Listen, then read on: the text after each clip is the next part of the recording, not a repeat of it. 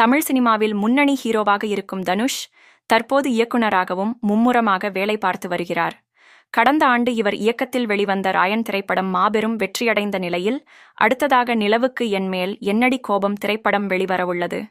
இப்படத்தின் படப்பிடிப்பு முடிந்து இறுதிக்கட்ட தயாரிப்பு பணிகள் நடைபெற்று வரும் நிலையில் தன்னுடைய அடுத்த படத்தையும் இயக்கி வருகிறார் தனுஷ்.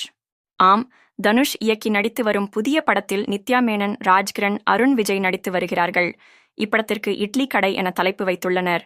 இப்படம் வருகிற ஏப்ரல் மாதம் வெளிவரவுள்ளது.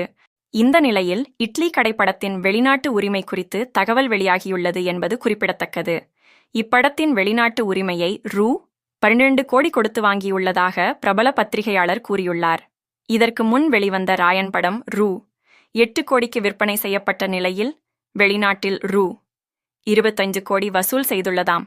ஆகையால் அடுத்ததாக தனுஷ் இயக்கி நடித்திருந்த இப்படத்தை ரூ. 12 கோடிக்கு வாங்கியுள்ளதாக கூறப்படுகிறது.